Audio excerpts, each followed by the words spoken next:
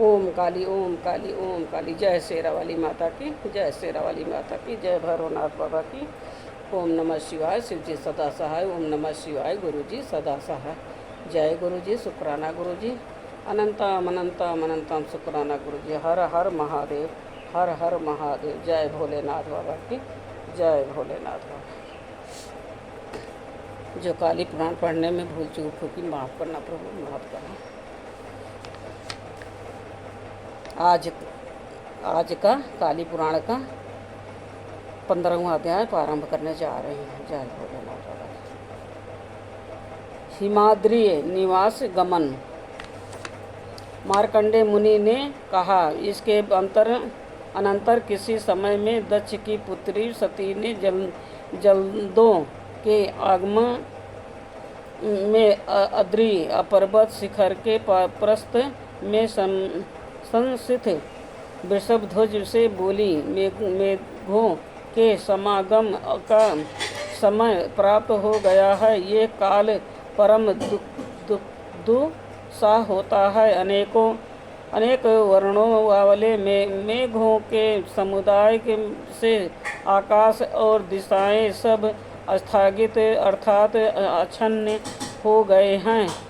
अत्यंत वेग वाली वायु हृदय में विदीर्ण करती हुई वाहन करती हैं। विद्युत की पताका वाले मेघों की ऊंची और तीव्र गर्जना से जो मेघ धारा सार को मोचन कर रहे हैं, इससे किसके मन क्षुब्ध नहीं होते हैं, अर्थात सभी मेघों के समुदाय से आकाश और दिशाएं सब स्थगित अर्थात अक्षण्य हो गए थे। यहाँ अत्यंत वेग वाली वायु हृदय से विदीर्ण करती हुई वाहन करती हुई विद्युत की पताका वाले मेघों की ऊंची और तीव्र गर्जना से जो मेघ धारा सार को मोचर कर रहे हैं, इससे किसके मन क्षुब्ध नहीं होते हैं, अर्थात सभी के मन में लोभ उत्पन्न हो जाया करता है। इस समय में सूर्य दिखलाई नहीं देता है और मेघों से चंद्रमा भी समाच्छन्न हो गया था और इस समय में दिन भी रात्रि की भांति प्रतीत होता है। यह समय विरही जनों को बहुत ही व्यथा करने वाला है। ये मेघ एक जगह में स्थिर नहीं रहा करते हैं। ये गर्जन की ध्वनि करते हुए पवन से चलायमान हो जाते हैं। हे शंकर, ये ऐसे प्रतीत होते हैं मानो लोगों के माथे पर गिर रहे हों।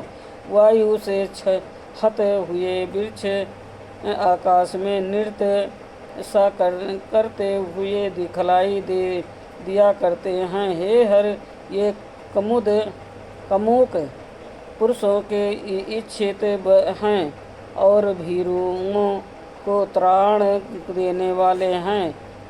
स्त्रीगंध नील अंजन के समान श्याम मेघों के ओघ के पीछे से बालकाओं की पंक्ति यमुना के धृष्ट फेन के ही समान शोभा देती हैं। यह गते कालिका क्षण क्षण में चंचल हैं, ऐसी दिखलाई दिया करती हैं जैसे सागर में संतोष बड़वा पावक होता है। मंदिर के प्रांगणों में भी से पूर्ण होते हैं। ये विरूप पक्ष अन्य स्थान में मैं शास्त्रों की उत्पत्ति को क्या बतलाऊं। श्यामल और रजत कक्षों से ये हिमान विशद हो रहा है। जिस तरह से मंदिर अंचल के वृक्षों के समुदाय के पात्रों से क्षीर सागर होता है, उस कुसुमों की श्री इसके कुटज का सेवन करती है। मयूर मेघों की धुनी से बारंबार परम हर्षित होते हैं और वह निरंतर वृक्षि की सूचना देने वाले हर एक वन में अपनी वाणी की बोला करते हैं। हर अत्यंत घोर काले मेघों की ओर मुख किए हुए चातकों की ध्वनि का आप श्रवण करिए, जो कि वृक्ष की समीपता को सूचना देने वाला है। इस समय में आकाश में इंद्र के धनुष से अपना स्थान बना लिया है, अर्थात इंद्रधनुष दिखलाई देता है। जिस प्रकार से धारा के सरों से ताप का वेदन करने के लिए मानो ये उद्गत हुआ हो। मेघों के अन्यायन को देखिए, जो कि कार को अर्थात ओलों का उत कर उसी भांति चातक और अनुगत मयूर को ताड़ित करता रहता है। सिखी मयूर और सारग का प्रभाव मित्र से भी ऊपर देखकर हे गिरि से वहाँ से बहुत दूर देख में स्थित मानसरोवर को गमन किया करते हैं। इस विषय काल में कंटक और कोरक अपने घोंसले की रचना किया करते हैं। आप बिना गेह के किस प्रकार से शांति को प्राप्त करते हैं। हे पिनाक धनुष के धारण करने वाले, वो विशाल मेघों से उसी उठी हुई भीत डर मुझको बाधा कर रही है। ये तो मेरे कहने से आप शीघ्र ही निवास स्थान के लिए यत्न करिए। हे वृषभध्वज, कैलाश में अथवा हिमालय गिरी में या भूमि में आप अपने योग्य निवास स्थान को बनाइए। उस दक्षायणी के द्वारा एक बार ही इस प्रकार से कहे हुए शंभु ने उस समय में थोड़ा हास्य किया था, जो शंभु अपने मस्तक में स्थित चंद्रमा की रश्मियों से पोषित अनन मुख वाले, इसके अनंतर महान आत्मा वाले, सभी तथ्यों से ज्ञान की सुसंपन्न मंद मुस्कुराहट से अपने ओठों के संपुट को वेद न करने वाले शिव परमेश्वरी देवी को तुष्ट करते हुए बोले थे। ईश्वर ने कहा, हे मनोहरे, आपकी प्रीति के लिए जहाँ पर भी मुझे निवास करना चाहिए, हे मेरी प्यारी, वहाँ पर मेघ कभी भी गमन करने वाले नहीं होंगे।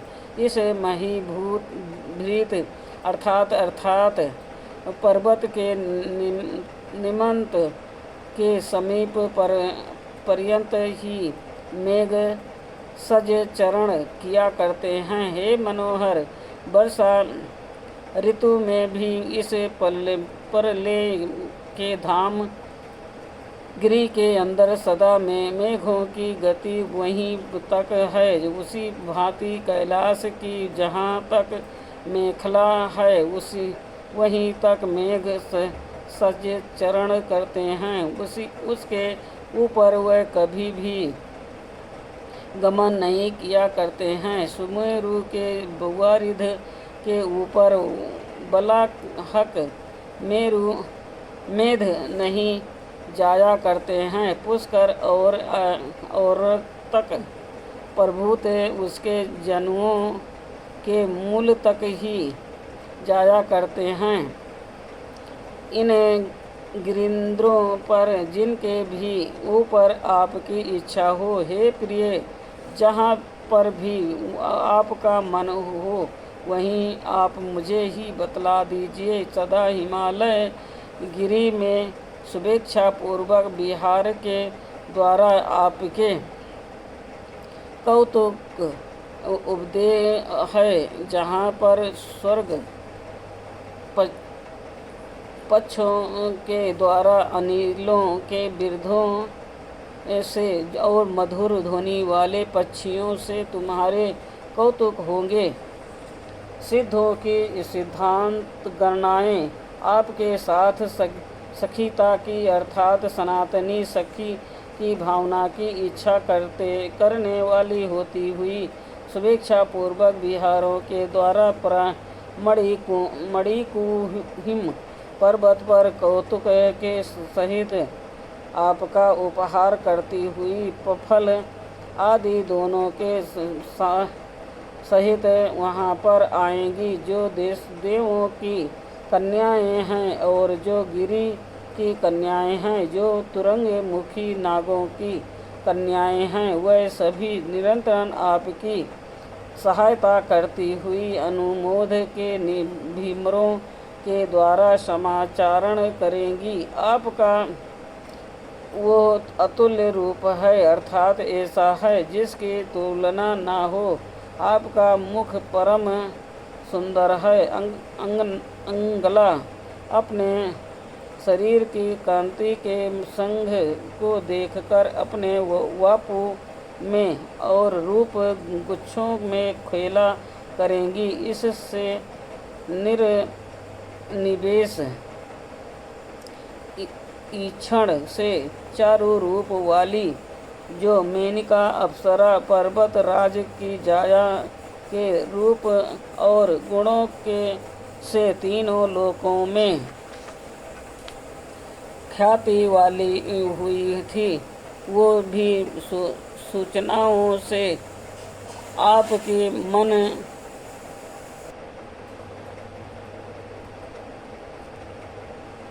ख्याति वाली हुई थी, वो भी सूचनाओं से आपके मन का अनुमोदन की नित्य किया करेंगी। गिरिराज के द्वारा वंदना करने के योग पुरनिध वर्गों के साथ उदार पुरूपा प्रीति का विस्तार करती हुई उनके द्वारा सदा अपने कुल के लिए उचित गुणों के समुदायों के से प्रीति में संभावित प्रतिदिन आपकी शिक्षा करने के योग हैं। यह प्रिय अतीव विचित्र कोमलों के संतान और मोद से कुंजों के समुदाय से समावृत्ति होने वाले और जहाँ पर और सदा ही वसंत का प्रभाव विद्यमान रहता है, क्या वहाँ आप गमन करना चाहती हैं?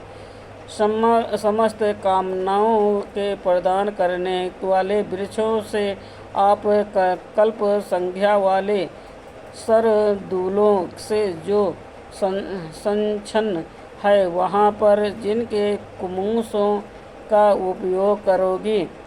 हे महाभागे, जहाँ पर प्रसाव पद गण परम प्रशांत है, जो मुनि और यातियों के से सेवित हैं, अनेक प्रकार से मृग गणों से समावृत्ति है, ऐसा देवों का आलस्य है। स्फटिक के वर्ग से युक्त विप्रिय आदि से और रजत चांदी के निर्मित से विराज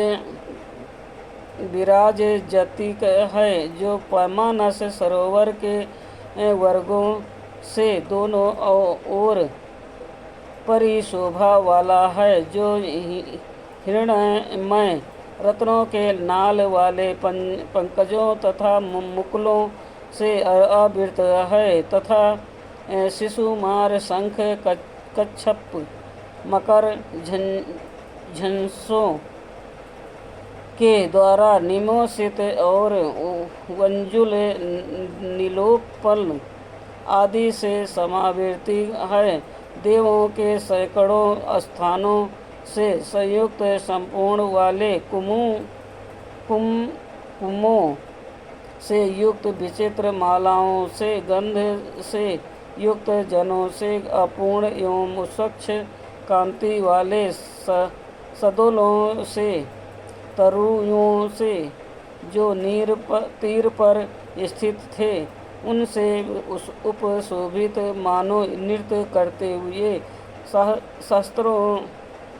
शास्त्रों के समुदाय से अपने संभव का व्यंजन करते हुए कदम्ब सारस मत चक्रौगों के ग्राम समुदाय से शोभित मधुर ध्वनि करने वाले मोद को करने वाले भ्रमर आदि से युक्त इंद्र यम कुबेर वरुण की पुरियों से सुशोभित देवों का आलय मेरु को जो उन्नत है, जो रंभा सची मेनका आदि रंभों रुग्ण से बेत हैं। क्या आप सबके सारभूत महागिरी की इच्छा करती हैं? वहाँ पर सैकड़ों देवियों से संभावित अप्सरागणों के सहित सेवा की हुई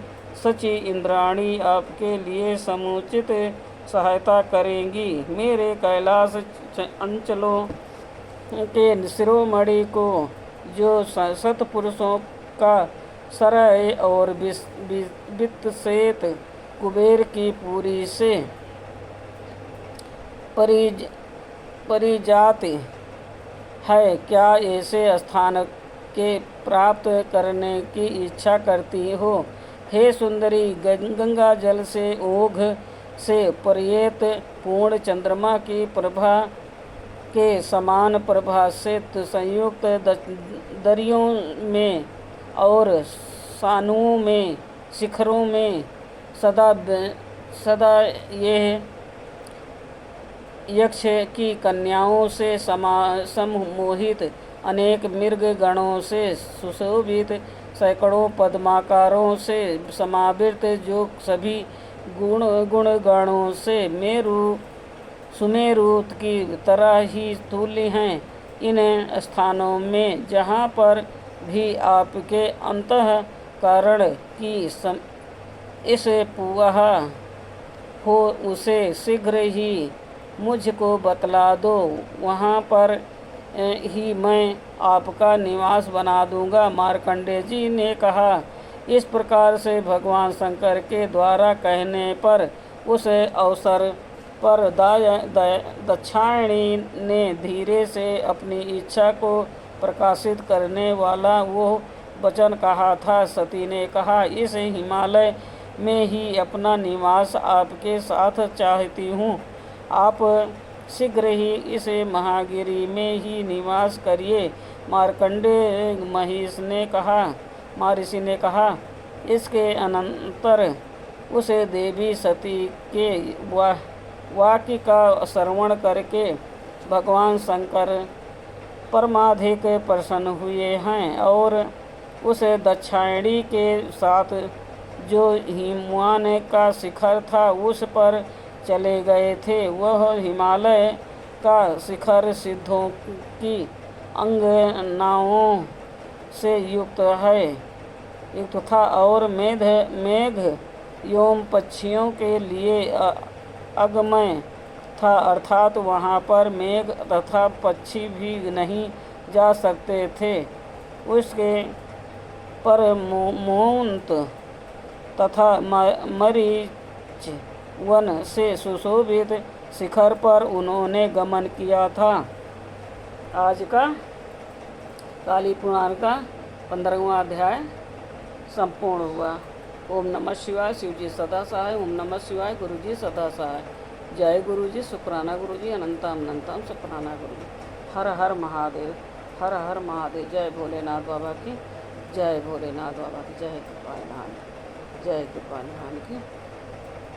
जो कालिका पुराण पढ़ने में भूल चूक होगी माफ़ करना प्रभु, माफ़ करना काली माता। ओम काली ओम काली ओम काली। जय माँ काली की। जय भैरवनाथ की। जय शेरावाली माता की। जय।